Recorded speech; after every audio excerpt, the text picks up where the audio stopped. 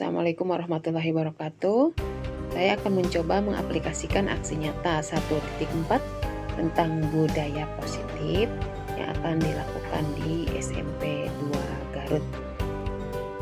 Saya Eti Dewi Sartika, CGP Rekognisi Angkatan 11 dari SMP 2 Garut. Di sini saya akan mencoba melakukan penyebaran pemahaman kepada rekan guru di SMP 2 Garut tentang bagaimana aplikasi budaya positif di sekolah. Tak lupa saya ucapkan terima kasih kepada Bapak Darsono MPD selaku Kepala Sekolah dan juga Bapak Udung Rukmana MPD selaku kurikulum di SMP 2 Garut. Adapun jadwal perencanaan dan pelaksanaan saya sudah lakukan melalui perencanaan ya sekitar tanggal 2 Agustus dan akan dilakukan pada 6 Agustus sesuai dengan jadwal kombal. Tak lupa saya ucapkan terima kasih juga kepada fasilitator pemandu yaitu Ibu Dr. Randa Ade Mutiarawati MPD. Rencana yang akan dilakukan yang pertama adalah koordinasi dengan kepala sekolah, kedua koordinasi dengan kurikulum, ketiga koordinasi dengan ketua kombal, koordinasi dengan guru-guru yang akan mengikuti dan melakukan persiapan kesepakatan jadwal diseminasi yang tidak mengganggu KBM di sekolah kami. Terima kasih pula pada guru-guru yang sudah terlibat.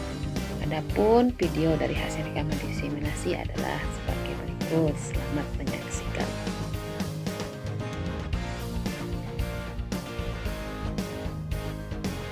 Materi yang akan saya sampaikan di saat ini adalah yang pertama adalah penerapan segitiga restitusi, yang kedua 5 posisi kontrol sebagai pendidik, dan yang ketiga adalah nilai-nilai kebajikan universal yang akan dikaitkan dengan konsep-konsep filosofi Ki Hajar Dewantara.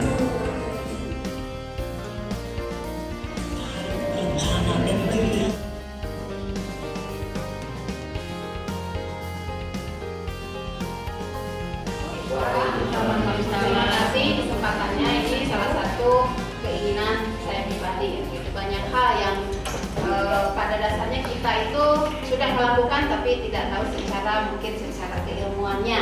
Di sini budaya positif bukan hal-hal yang kebiasaan positif saja, tetapi ada hal-hal terutama BK ya, ilmu BK terkadang kita menemukan misalkan peristiwa-peristiwa yang melanggar.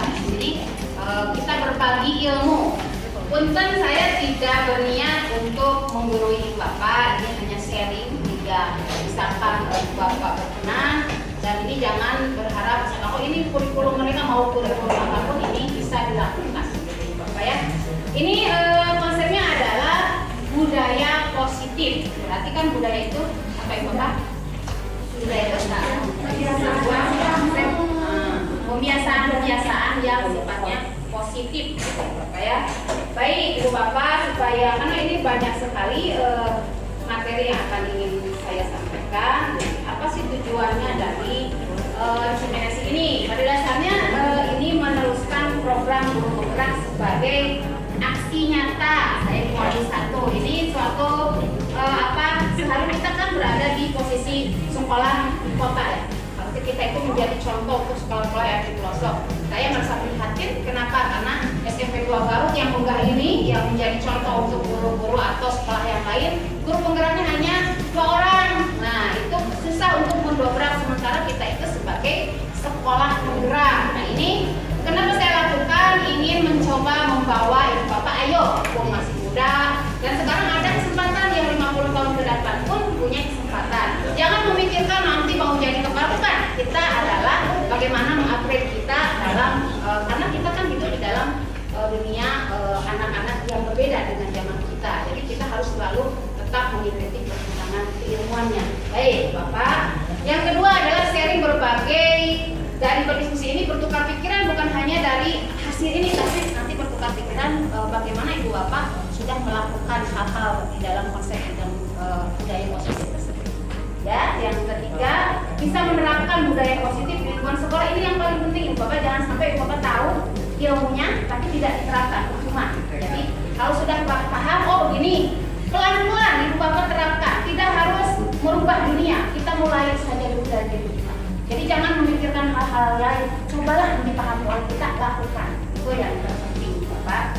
Baik, ini salah satu, ada sebuah filosofi, bisa dikatakan speaking, bisa tahu apalah untuk membawa prosesnya ke sana.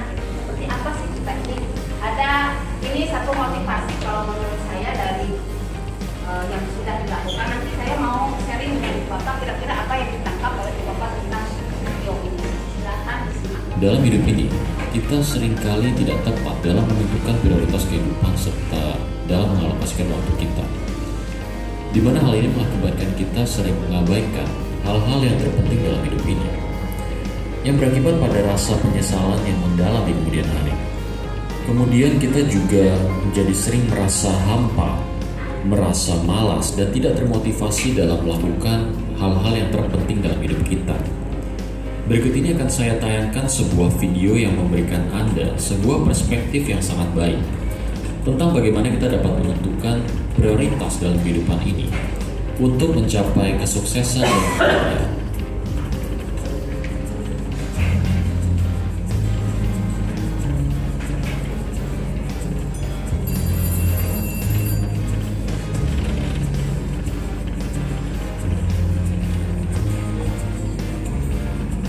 Good afternoon, everyone.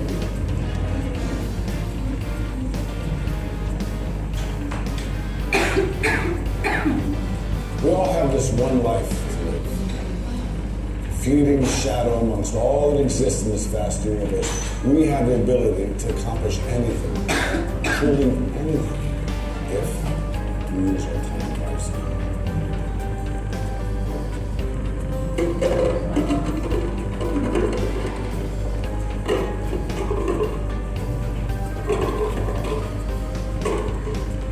Is this jar full?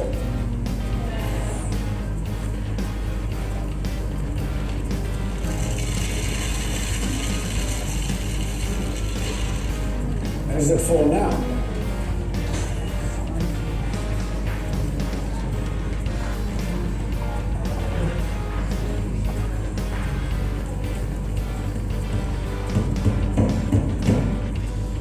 And how about now? Is the jar full now?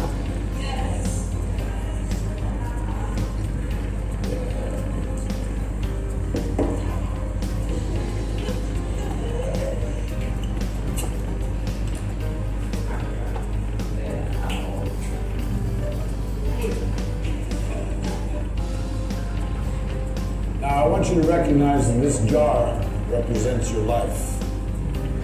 Golf balls are the important things, your family, your friends, your health, and your passions.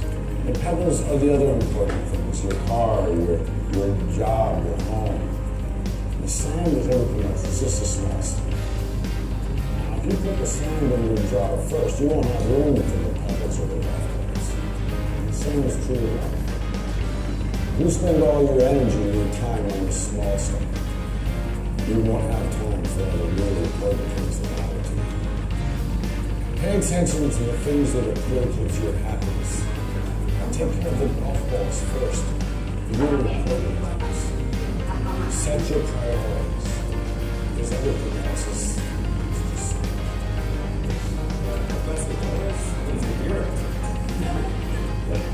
I'm glad you asked. It goes to show that no matter how full your life may seem to be, there's always things that are really good.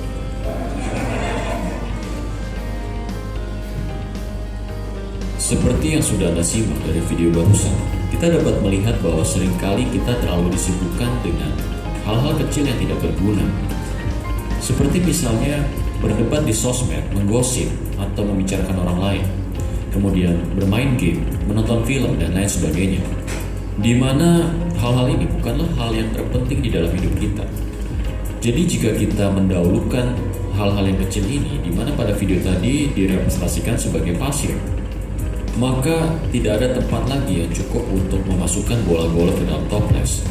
Yang mana bola golf ini merepresentasikan hal-hal yang terpenting di dalam kehidupan kita. Dari menonton video ini, kita semua dapat memahami betapa pentingnya manajemen prioritas, di mana kita harus dapat menempatkan hal-hal yang terpenting terlebih dahulu, dan baru kemudian kita dapat menempatkan hal-hal lainnya. Apa saja yang dapat kita kategorikan sebagai hal-hal terpenting dalam hidup ini? Hal-hal terpenting dalam hidup ini adalah kesehatan Anda, ketenangan pikiran dan batin, keluarga atau teman, tujuan hidup, kebahagiaan Anda, minat atau passion Anda. Hal-hal inilah yang harus selalu didahulukan dan menjadi prioritas dalam hidup Anda. Karena jika Anda memprioritaskan hal-hal yang besar ini, maka akan selalu ada ruang untuk hal-hal kecil lainnya. Tetapi jika Anda mendahulukan hal-hal yang kecil, maka tidak akan ada ruang lagi untuk hal-hal yang terpenting dalam hidup Anda. Fokuskan pikiran Anda pada hal-hal yang ingin Anda capai. Terima kasih sudah menonton video ini, semoga bermanfaat dan sampai jumpa di video selanjutnya. Ya, itu ya Bapak, ini filosofi ya. Kira-kira saya mau nanya satu orang, mungkin di sini ada yang jadi maksudnya kemana sih ini? Dari apa sih hubungan dengan budaya maksudnya? Mangga, silakan. Ada yang mengomentari maksud dari video ini apa? Kira-kira? Ya, boleh. Pendapat dari mana? Jadi kita mau belajar berpendapat. Kira-kira apa sih gitu yang bisa disimak dari video ini? Karena ini ada hubungannya dengan konsep budaya positif. Pak Angkut, kalau menurut Pak Angkut apa ini maksudnya? Tiga ya bayangnya, mangga nggak apa-apa. Mendahulukan hal yang paling penting. Iya. Hal yang penting dan Ya, gitu. Jadi kita harus mendahulukan yang besar dulu, baru yang agak besar, baru yang kecil. kecil gitu. Jadi kita tidak dibalik gitu ya, di Bapak. Nih, mungkin ada satu. Kalau kita mendahulukan hal yang kecil itu ya tidak bertanggung, tidak Tangan ya, anak muda ini dari ini anak muda. perempuan. Kira-kira yang anak muda itu bisa ada pendapat. Balika Ada pendapat. Kira pada kesadaran waktu itu salah ya. Sampai hal yang harus apa ya, harus aktif ya, hal yang penting baru yang tidak harus aktif. Jadi mana yang utamakan dulu, mana yang tadi kebaikan kurangi. Tuh, ya itu kesimpulannya Ibu Bapak. Saya garis bawahi bahwa hidup ini apapun yang kita lakukan pasti diomongkan, ya gitu ya. Kita bagus diomongkan, kita jelek diomongkan, kita diam pun diomongkan. Nah itu istilah. Jadi pengalaman kita hati semua pengalaman begini. Jadi maksudnya gini, kita jangan memikirkan seperti sekarang kurikulum merdeka ribut. Merdeka kenapa sih musingin hal gitu ya? Kita prioritas tujuan kita apa? Kita itu kan yang paling utama bagaimana meningkatkan proses pembelajaran. Jadi jangan lihat siapapun menterinya, nggak apa-apa, nanti kita yang punya. Nah itu yang harus terutama di sini anak-anak muda jangan terlalu terbawa gosip. Ada kita mah tidak tahu, nah kita mah lain guru penggerak. Nah kenapa kalau kita lain guru penggerak? Karena ini sistemnya. Jadi prioritaskan hal-hal yang positif dulu. Apa kehidupan kita, karir kita, prioritaskan itu. Kita mau mencapai apa? Yang lain-lainnya itu mah keseringan hidup gitu ya. Jangan apakah digemborkan itu positif dulu atau misalkan tidak setuju dengan menterinya, ayo mikir agendanya diabaikan. Nah itu jadi istilahnya ini pengantar Ibu Bapak untuk bagaimana kita membuka paradigma. Salah satunya ini ada hal yang harus ini diselesaikan, konsep filosofi di dalam kongres ini yaitu memberikan pemahaman terhadap kehidupan kita. Kalau kita selalu memikirkan hal-hal yang kecil dan kita jangan takut.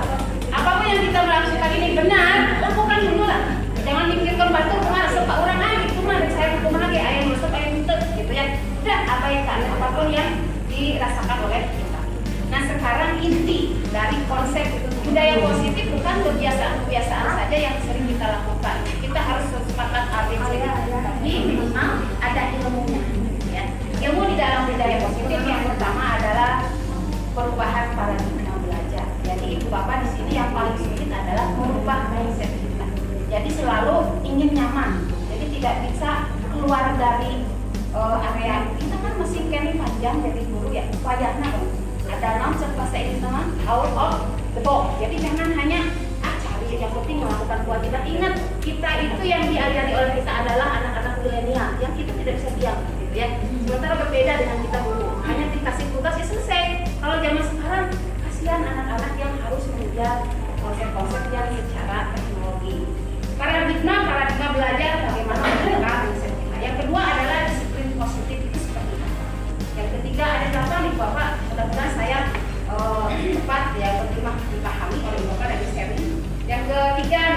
kebajikan, kebutuhan dasar manusia, motivasi perilaku manusia, posisi kontrol dulu, keyakinan pas, dan segitiga restitusi. Kesemuanya ini masuk pada konsep budaya. Kita harus paham bagaimana nilai-nilai kebajikan. Kita harus paham bagaimana kebutuhan dasar manusia. Sehingga nanti sinkron dari apa yang harus kita lakukan di dalam kebiasaan-kebiasaan atau dalam proses pembelajaran. Bapak ya, bukan harus menggurui, ini hanya sharing saja. Saya akan visualisasikan kembali kepada diri Bapak sendiri. Kira-kira Ibu Bapak selama ini mengajar di posisi mana? Ya, apakah di posisi sebagai guru? Karena yang saya lihat, yang saya sendiri rasakan di sekolah manapun kalau ada masalah pasti yang pertama adalah menghukum, ya, menghukum. Itu ada hal-hal yang menghukum. Atau mungkin kita ada sebagai teman atau manajer atau pemantau. Kira-kira nih, Ibu Bapak lebih cenderung kemana selama ini yang dilakukan? Manajer, ada yang manajer, luar biasa manajer. Ada? Pernah jadi teman kita? Pernah. Jadi karena jangan sampai kita merasa canggung, kan murid itu mitra kita, ya. Dengan pengawas, dengan kepala sekolah itu yang harus didobrak oleh kita. Oh, pengawas, atasan tidak, sekarang itu mitra berpikir. Ya. Sama dengan kita kepada siswa. Nah, ada kalanya kita tegas, ada kalanya kita sebagai teman. Yang mana sih Bu yang paling efektif? Nanti kita bedah. Dan kenapa semua konsep ini ada positif dan negatifnya? Tidak, oh ini keputusan ini yang hebat. Tidak, karena banyak faktor. Kadang-kala kita besar menjadi penghukum, kadang-kalanya kita sebagai manajer. Itu ibaratnya akan kita bahas. Nah, sekarang paradigma yang sekarang yang dikeluarkan dalam kurikulum Merdeka. Kita itu harus terbuka dengan paradigma. Apa paradigma? Cara pandang, tapi cara pandang itu harus merubah kegiatan kita di dalam kelas. Kita kan sekarang kurikulum Merdeka, ya. Berarti apakah Merdeka bebas gitu, Ibu Bapak? Tidak ya. Bebas itu ada murid nak kolera, itu maha bebas itu Merdeka. Tidak juga. Karena ada merdeka yang bebas, ada yang merdeka independen. Jadi merdeka yang bertanggung jawab. Saya akan visualisasikan seperti ini. Nah, konsep ini mengacu pada profil belajar Pancasila. Ini sudah mungkin sering lah dikeluarkan apa sih profil belajar Pancasila. Kita bukan hanya hafal, tapi kita harus masuk pada konsep-konsep itu di dalam proses pembelajaran. Baik, Bapak saya teruskan. Apakah yang kita lakukan sudah berdampak pada peningkatan pembelajaran murid? Proses dari filosofi Ki Hajar Dewantara adalah menuntun segala kodrat, Bapak. Kodratnya apa? Ada yang tahu? Karena kita sekolah Merdeka pasti ada yang nanya sekolah Bapak teh. Ari menuntun segala kodratnya naon?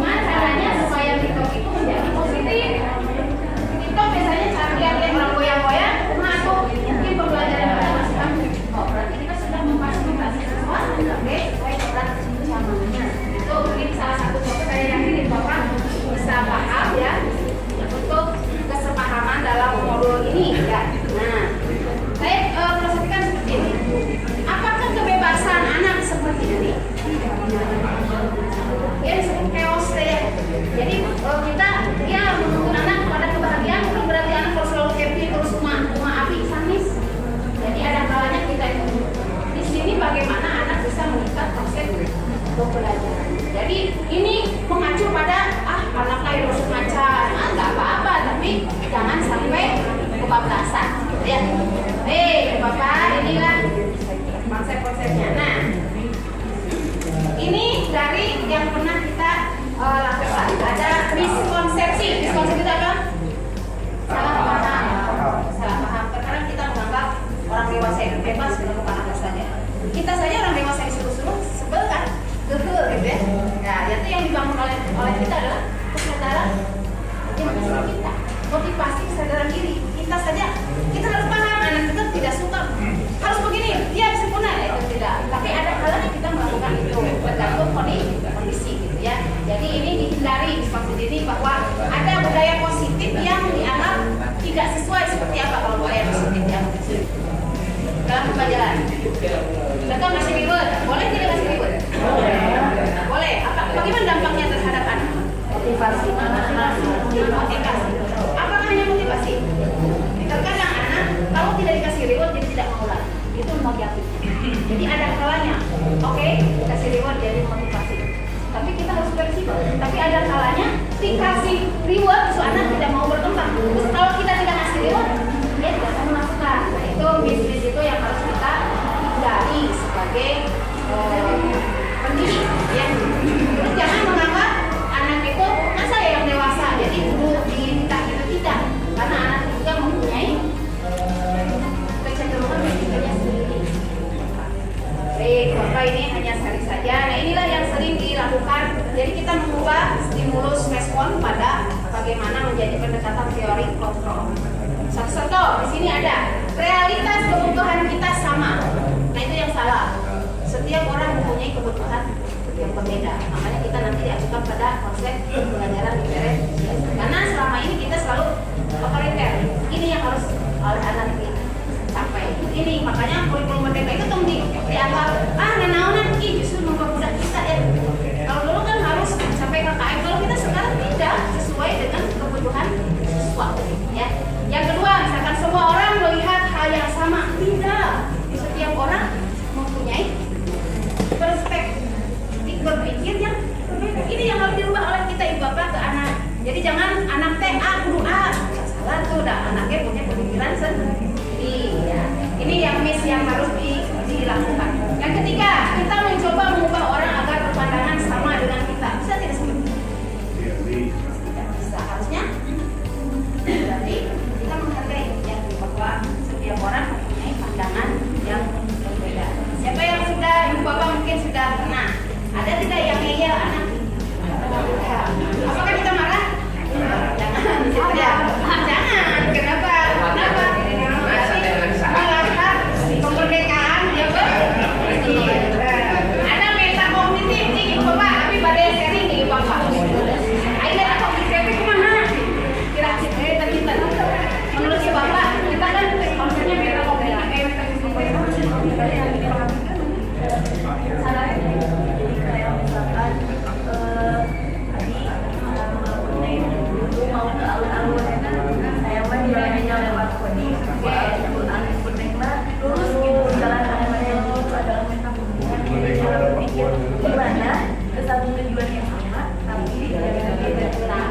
boleh tidak sih? Oh ya. Kan yang dikecuali mulanya tujuan pembelajaran. Tapi caranya seperti apa? Mulai supaya kalau misalnya anaknya salah, kasihan ke anak gitu ya. Jadi meta kognitif di sini anak diberi kebebasan merdeka untuk berpikir, gitu ya. Ini mau kemana? Caranya ya terserah, yang penting tujuannya tercapai. Itu ya yang lebih efektif. Jadi bisnis ini yang mungkin akan membawa dampak dari apa yang harus kita lakukan. Seperti orang bisa mengontrol saya, apakah orang bisa kontrol kita? Atau kita jadi kaku dikontrol terus ya? Tapi siapa yang kontrol kita? Jadi kita juga sudah tahu, apalagi sudah dewasa ya. Ini salah, ini benar. Tapi kalau ditanya, ayo ini jam saya, kadang-kadang tidak masuk. Anak kita kadang-kadang ada kalanya siap untuk dikontrol, ada kalanya dia tidak mau hari ini dikontrol. Nah itu jadi paradigma ini yang ada secara keilmuan yang harus kita terapkan dalam bagaimana kita membersamai anak untuk belajar. Ya, karena berbeda dari kurikulum 13 dengan kurikulum merdeka. Terus saya bisa mengontrol ini, sudah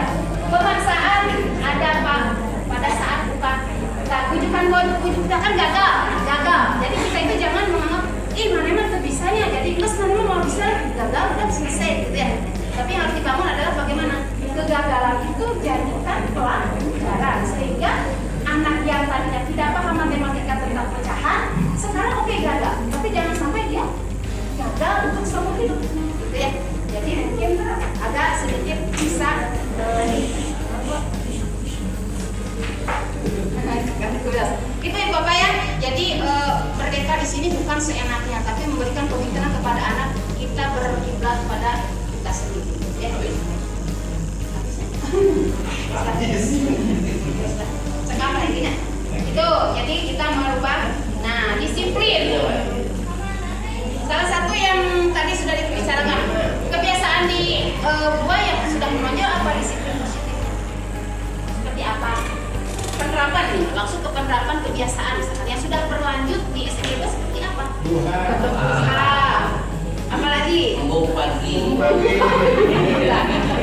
Konsep-konsep ini yang harus terus dikembangkan gitu dalam konsep budaya. Tetapi begini, ada konsepsi begini, terutama tentang ibu BK ya. Kadang-kadang begini. Kalau orang disiplin itu seolah-olah kalau tidak melakukan peraturan I atau A, B, sudah itu tidak disiplin. Apakah mutlak di situ? Tidak, kali Bapak ya. Jadi jangan sampai. Nah, tergantung situasi. Tapi jangan mutlak bahwa kalau anak misalkan kesiangan, anak kesiangan. Jadi jangan mengatakan bahwa anak sudah disiplin nih. Nah, tapi bagaimana caranya supaya kita tahu kenapa dia kesiangan? Nah, itu yang harus diingat oleh ibu bapak, apalagi penanganan di BK, gitu ya. Ini salah satunya. Nah, ini sebagai pendidik tentunya juga kita adalah menciptakan peserta didik yang memiliki disiplin, sehingga mereka intinya adalah mengacu pada kebajikan atau kebajikan universal. Salah satu kebajikan universal adalah misalkan jujur, gitu ya. Jadi mengacu pada sopan. Atau apalagi Bapak kebajikan universal itu. Nah, ini ilmu-ilmu ini sebetulnya yang dibedah oleh guru penggerak, gitu ya. Terkadang kita hanya sudah diaplikasikan itu sehari-hari saya sudah biasa. Tetapi ini masuknya kemana? Nah, ini akan jadi ilmu untuk Bapak karena kita sendiri tidak bisa hanya itulah tidak bisa. Apalagi berusaha misalkan ada guru yang lain datang ke SMP 2, ya pokoknya kebijakan universal itu harus bisa menjabarkan karena berbeda kalau menanya ke orang yang bukan guru ya mungkin diterima, tapi kalau kita apalagi di SMP 2 baru kita harus bisa menjabarkan kebajikan yang seperti apa, universal konsep-konsep nilai-nilainya yang seperti apa yang bisa dikembangkan. Bukan hanya sedikit budaya positif yang muncul seperti udah ya, seperti itu kan kebiasaan umum atau misalkan menghargai orang lain itu, tapi konsep-konsep secara akademisnya mungkin harus dijalankan ya supaya lebih paham.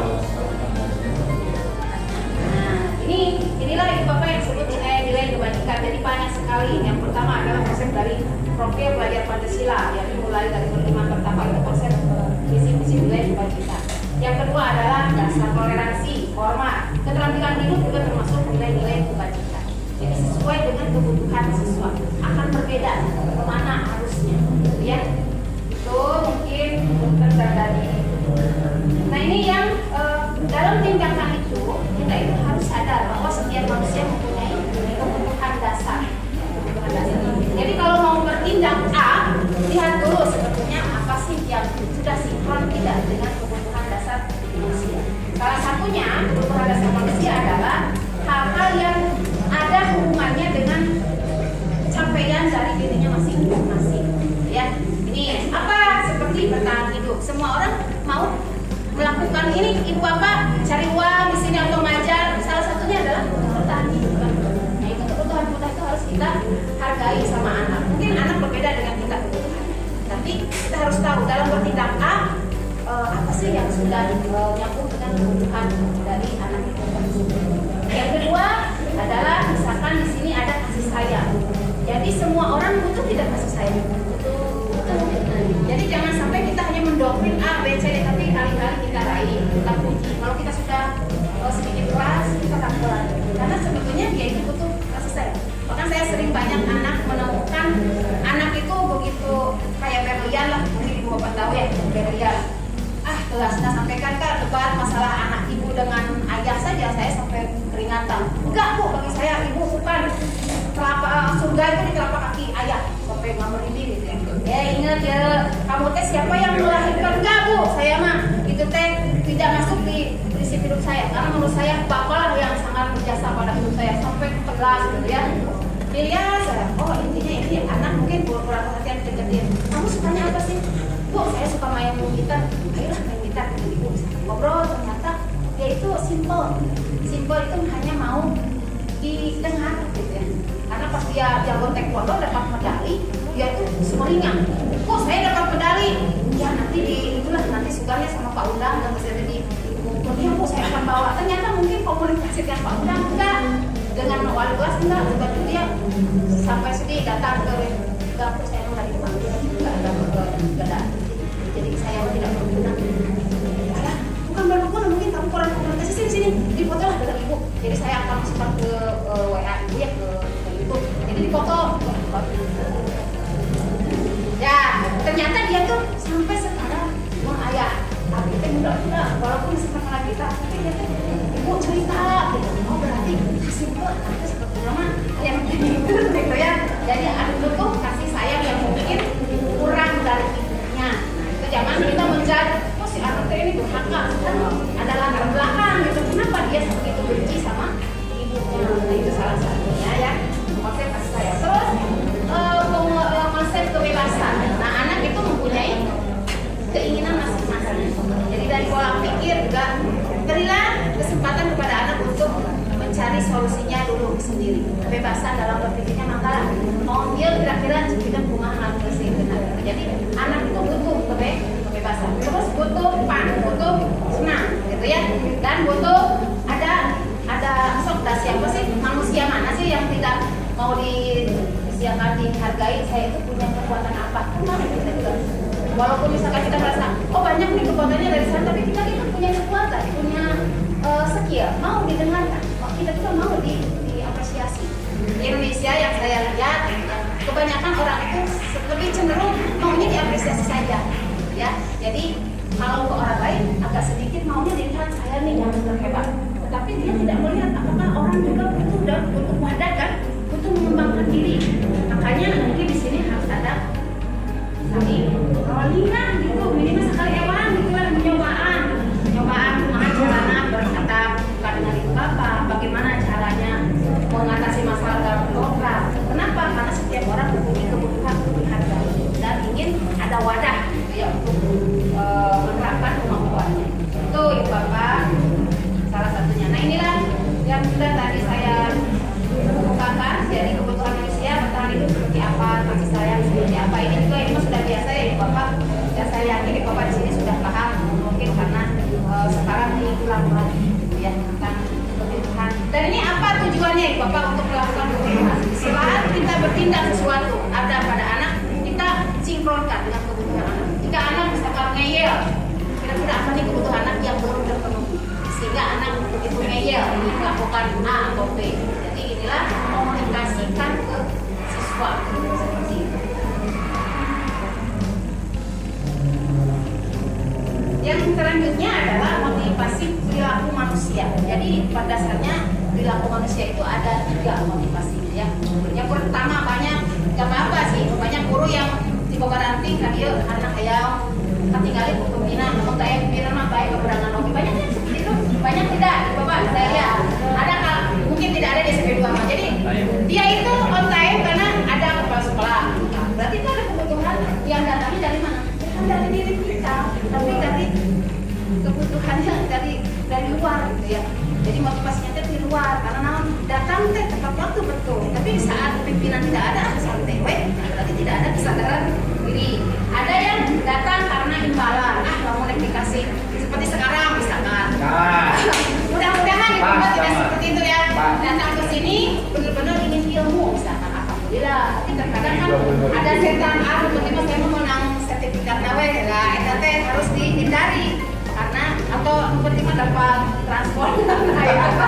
Itu motivasi yang dari tidak ikhlas. Jadi di dalam hidup itu ada 3 motivasi. Ada motivasi karena ingin dipuji dan ya. Jadi kalau tidak ada yang memuji mah jadi paling dewek asal. Yang kedua karena ingin mendapat suatu penghargaan. Yang ketiga, nah ini yang masuk dari motivasi ini yaitu melakukan apapun ikhlas. Pada ayah ribut, tidak ada ribut.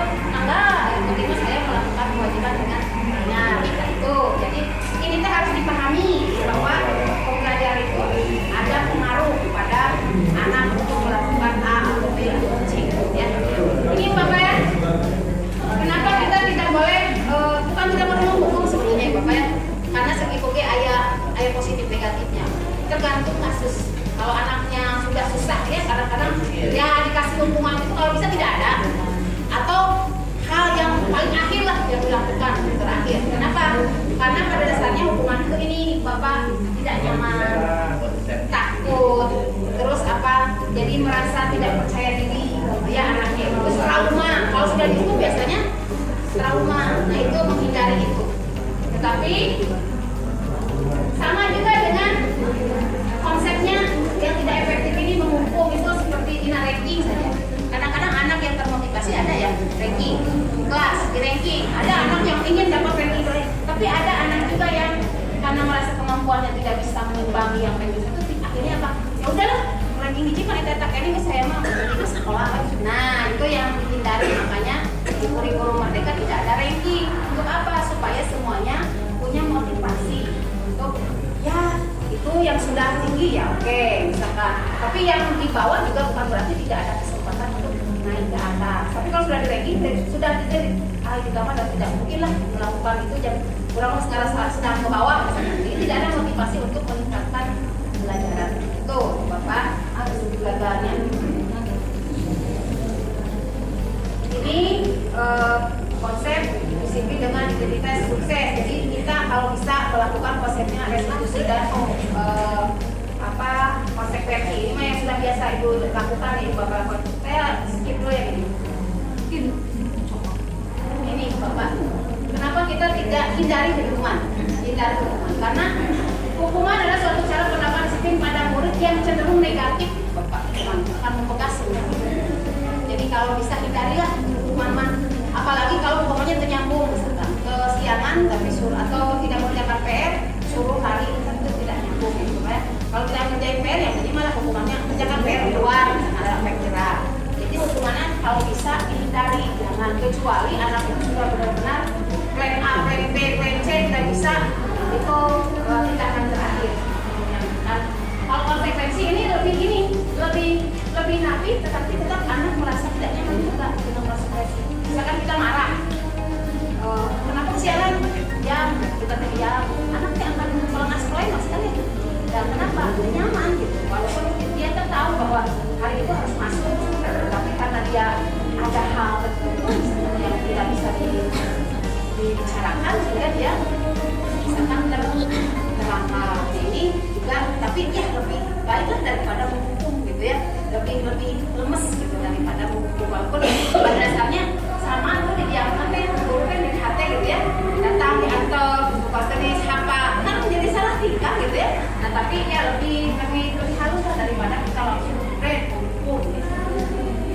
Bapak ya jangan bertanya jawab dulu ya, nanti ini karena materi belajar saya mungkin agak sedikit cepat. Ya inilah 5 posisi kontrol guru. Jadi yang harus dilakukan oleh guru itu ada 5 posisi kontrol.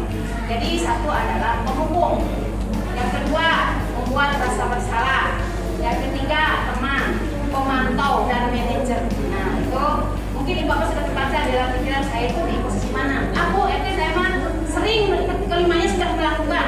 Ya tidak apa-apa. Kadang-kadang kita menghukum ya. Kadang-kadang kita sebagai teman. Kadang-kadang kita hanya melihat ini anak teh gimana sih perkembangannya. Nah itu bisa kadang-kadang terjadi. Atau manajer. Nah ini yang paling apa itu namanya, kalau bisa ya sebagai manajer, tapi ini tergantung situasi. Bapak tidak harus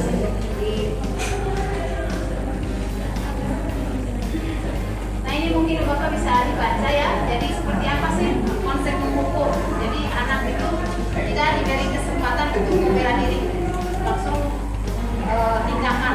Jadi anak nantinya akan tidak merasa dihargai. Ini penghukum, ini membuat rasa bersalah. Nah ini kadang-kadang kita juga sudah melakukan ini contoh-contohnya. Jadi silakan nanti Bapak bisa adopsi kira-kira seperti apa sih penanganan terhadap anak untuk apa mau menjadi seorang penghukum, apa mengkonsepkan pada membuat rasa bersalah sehingga anak berpikir untuk menjadi lebih baik dan tidak melakukan lagi hal yang negatif. Ya. Oke teman, tadi sudah dibicarakan. Silakan, lebih baik. Kadang-kadang anak sering curhat. Maka kita tahu cara ngajar si A, si B itu dari anak sebetulnya ya. Jadi itu teh introspeksi ke diri kita. Kalau saya suka nanya, emang kenapa dengan guru ini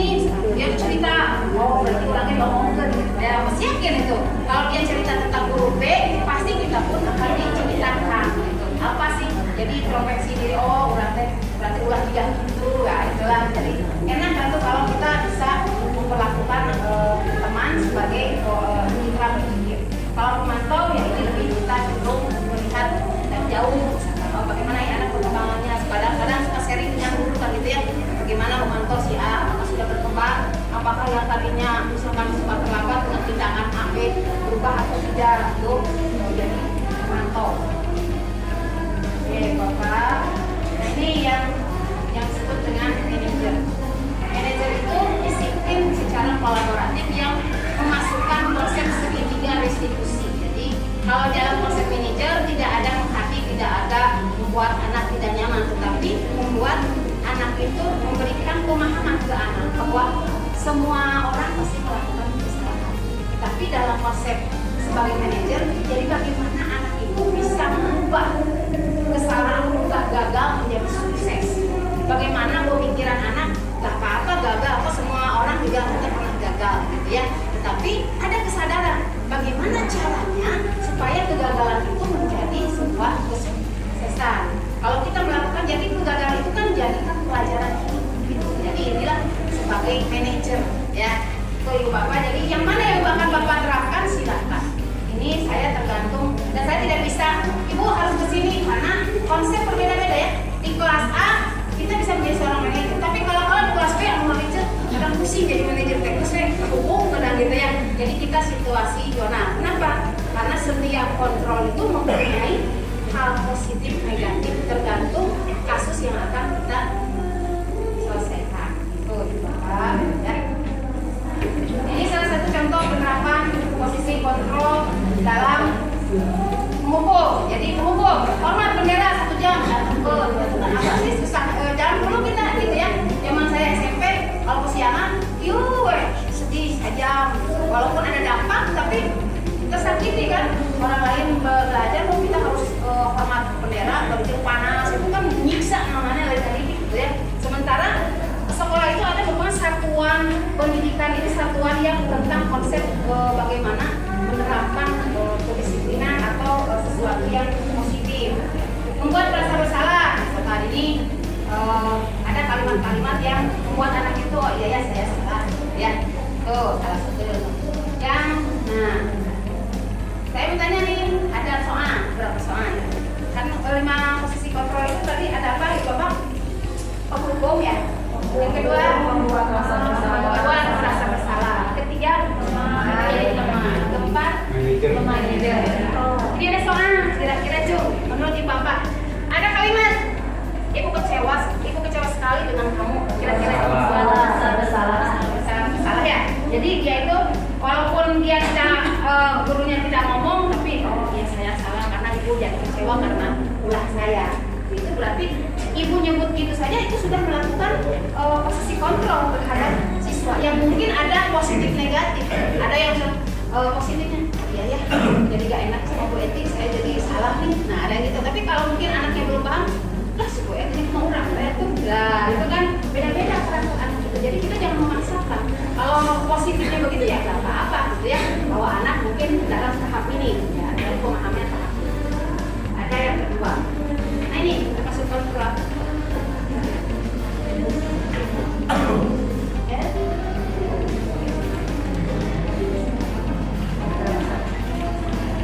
Aku tidak pernah benar melakukannya. Ini apa? Seperti apa? Merasa bersalah? Hukum? Menyebutkan? Lebih mana cenderungnya? Kenapa? Jadi dia seolah-olah gagal ya sudah, tidak kalau gagal kamu jelek gitu ya. Nah jadi anak itu kan lebih apa? Lebih kamu tidak pernah melakukan yang benar, kamu tuh seperti apa? Gitu tidak tuh udah kan tidak tahu ya kita latar belakangnya emang dia tidak bisa atau dia lagi ada masalah, tidak tahu. Jadi jangan seolah-olah penghukum tapi secara verbal. Jadi penghukum itu ada dua Bapak, ada penghukum secara verbal, ada penghukum secara fisik. Kalau fisik seperti apa?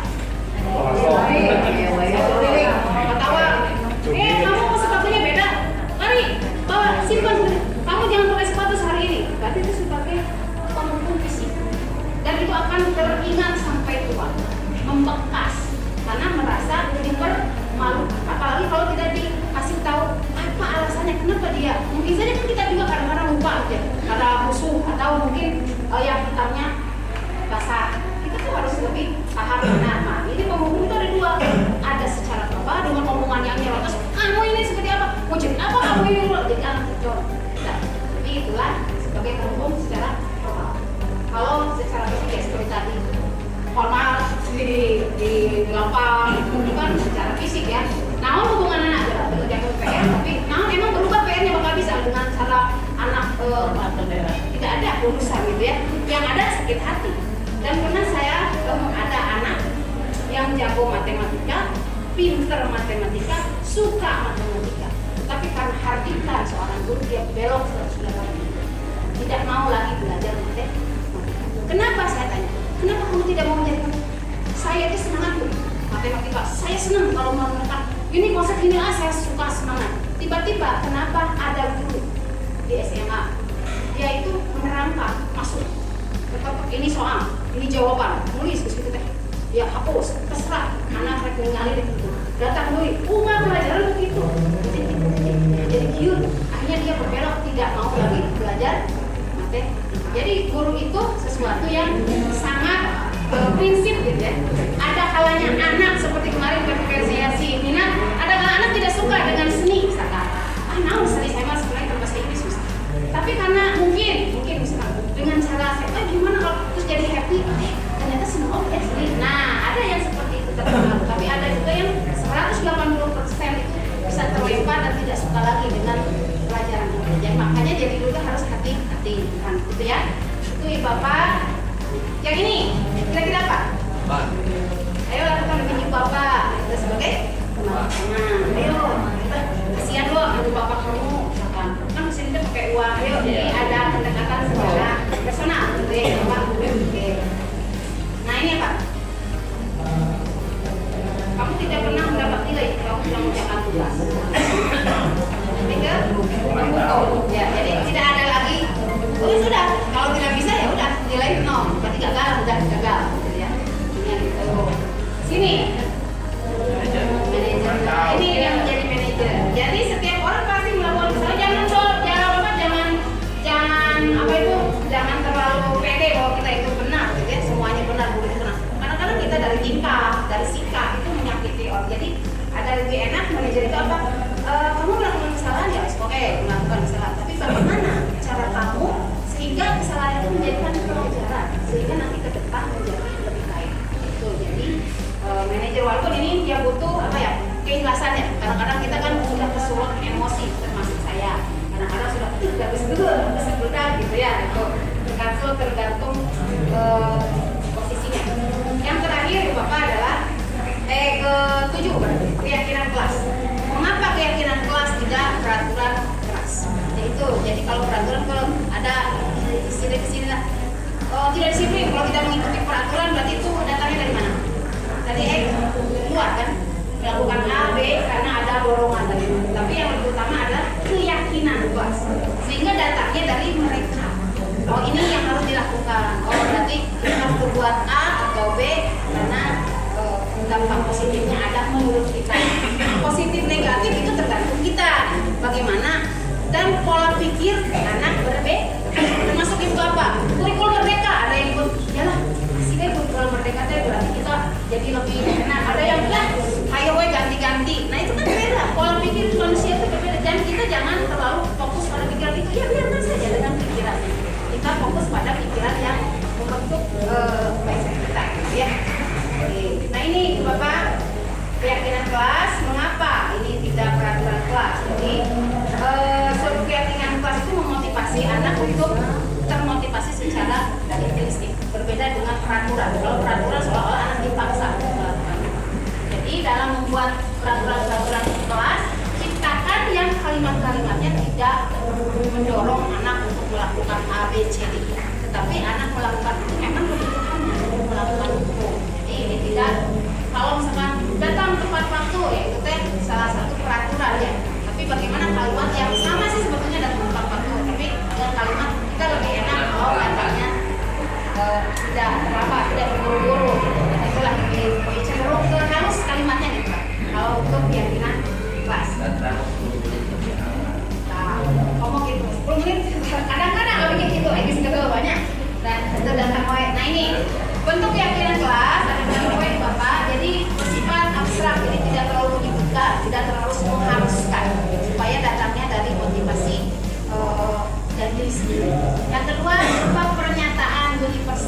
menjadi hal-hal yang bersifat umum, tetapi anak nanti juga dengan sendirinya bisa mencerna apa sih yang harus dia lakukan. Ya. Yang ketiga, yang kedua adalah pernyataan yang positif. Jadi jangan ada embel-embel kalau tidak begini nanti begini. Nah itu sudah akan merusak pemahaman. Yang keempat sedikit saja agar mudah diingat. Jadi kalau peraturan jangan terlalu panjang-panjang. Ya kalau misalnya apa sih yang harus diingat supaya anak lebih cenderung cepat untuk menangkap. Kelima, sesuaikan dengan kondisi kelas karena kondisi kelas masing-masing mempunyai berbeda ya penanganannya. Semua warga sekolah, nah inilah ibu bapak yakin sudah bisa memahami konsep dan ini hanya contoh, tapi contoh juga ini ini panjang. Nah silakan bapak mau lebih singkat lagi tinggal perangkum ya. Jadi di sini hormat, kami meyakini bahwa sangat penting untuk menghormati semua orang dan jadi kita harus bisa memahami manusia itu berbeda. Ada kalanya orang yang enak dikasih tahu, tapi ada kalanya orang itu kalau kasih tahu dikasih tahu keras gitu ya. Ya maunya ya sudah kita punya pemikiran sendiri, jadi tidak enak. Bapak mau tanya? Ini contoh-contoh untuk keyakinan kelas dan ini bisa dimodifikasi tergantung kebutuhan. Nah ini yang ditanyakan bahkan tadi oleh Ibu Maya tentang restitusi, yaitu konsep manajer sebetulnya itu Bu Emma.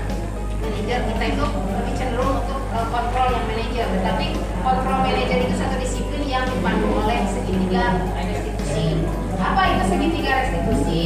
Nah ini untuk apa sih restitusi itu? Jadi restitusi itu adalah proses menciptakan kondisi bagi peserta didik untuk memperbaiki kesalahan yang sudah dilakukan. Jadi bukan menjudge bahwa kita itu salah, apalagi misalkan menghukum di depan semua orang. Jadi memberikan pemahaman boleh oke lah setiap manusia bisa melakukan kesalahan, tapi bagaimana supaya kesalahan itu bisa diperbaiki oleh dirinya ya. Dengan cara apa? Ya tergantung. Jadi kita tidak memberikan menuntun ini kan kata kajian dewasa bukan masih tahu ini ABC, tidak. Kita itu melihat kira-kira ini kalau dia perlu ya kita arahkan, kalau tidak ya biarkan saja sesuai dengan apa yang ada di kita. Tapi kalau sedikit melenceng ya kita wajib untuk meluruskan gitu ya.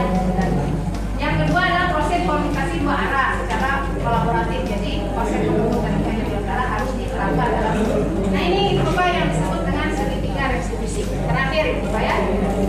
Ini penanganan kita sebagai control manager, sebagai bukan hanya BK, tapi kita juga tidak terlibat seperti ini. Jadi ada halnya konsep misalkan ada kegiatan atau sesuatu anak yang tidak terpenuhi, kita lakukan dulu ini. Pertama adalah menstabilkan identitas. Yang kedua, validasi tindakan yang salah. Itu untuk apa? Supaya kita lebih tahu detail dan utamakan konsep dialog, terutama dialog. Jangan langsung artik langsung cekek di depan itu. Dialog. Kalau langsung cekek langsung ditindak, akhirnya nurut. Belum tentu ke depannya nurut. Yang ketiga adalah menanyakan keyakinan. Jadi apa itu yang disebut menstabilkan identitas? Suatu proses dialog antara orang tua yang istrinya jadi bisa mempertanggungjawabkan apa sih alasan atau bisa stabil hal kita bisa dilakukan oleh semua orang ya. Oke Bapak, nah menstabilkan identitas seperti ini contohnya. Ini contoh menstabilkan identitas. Jadi kalau ada anak ada cerita anak usiaman atau apa, jangan langsung udah kamu sekarang pulang. Nah tidak begitu, coba dialog dulu. Mungkin ada satu, berbuat salah itu manusiawi ya, setiap orang pasti melakukan kesalahan. Itu kalimat kalimat itu yang harus didialogkan, itu menstabilkan identitas. Yang kedua, setelah itu baru pada tujuan.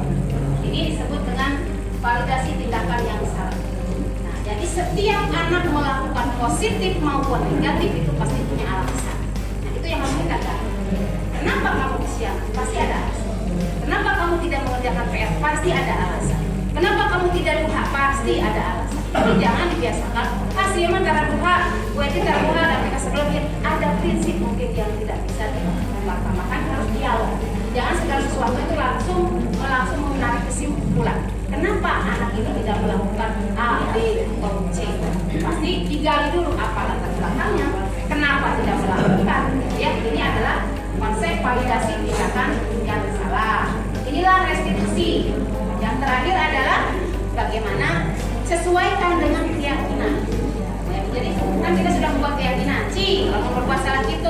sesuai tidak dengan keyakinan kita. Itu Ibu Bapak salah satu yang ada di dalam konsep budaya positif tentang ini adanya. Bukan saya memberikan provokator untuk semua jadi masuk ke guru penggerak ya, tapi yang saya rasakan guru penggerak itu memberikan pemahaman keilmuan. Sebenarnya kita sudah melakukan itu, tapi ternyata banyak teori-teori yang di kuliah itu tidak dibahas, ternyata sekarang ada. Silakan Ibu Bapak, ada satu kesempatan lagi kalau bisa di guru penggerak angkatan 12 dan bisa dari 50 ke atas juga bisa ditambah. Ini itu ya Ibu Bapak. Ya. Ini ada suatu quote yang saya akan kasih ke Bapak. Jadi ubah cara kita memandang sesuatu, maka sesuatu itu akan berubah. Jadi segala sesuatu itu ubah cara, apapun yang kita ubah cara pandangnya, pasti hasilnya pun akan berubah sesuai dengan cara pandang kita. Kalau merasa ilmu ini tidak bermanfaat, insya Allah hasilnya tidak ada manfaat. Tapi kalau pandangan kita, ya ini bermanfaat, jadi kita lebih fleksibel dalam menangani anak, pasti itu ada dampak yang akan diambil. Begitu Ibu Bapak, ini mah salah satu bukan hanya sharing, tapi ya ini saya melakukan salah satu tugas dari namun foto Ibu Ngewa. Salah satu sharing dari modul 1.4, Ibu Bapak, kebetulan saya jadi CGP rekognisi yang harus memberikan pemahaman ini terhadap Bapak. Harapan saya Bapak bisa masuk, tapi mungkin dari paparan ini ada yang mau ditanyakan, saya kasih waktu dulu ya. Biasa mungkin 2-3 menit ya grupnya, karena ini ada pemaparan 3 orang. Maka ada yang ditanyakan dari mungkin ada yang belajar dari hasil pemaparan ini. Kalau tidak mah ya tidak dipahami. Atau apa nih kan? Tidak ada? Ya alhamdulillah. Kalau sudah tidak ada, saya kembalikan kepada moderator. Terima kasih atas kesempatannya. Saya tidak berniat untuk menggurui Ibu Bapak. Saya tahu Bapak belum tahu. Tapi ini hanya sharing dan kebetulan karena saya berdua di guru penggerak. Ada satu kewajiban karena saya ingin membawa, bukan malu ya. Jadi rada ironis gitu.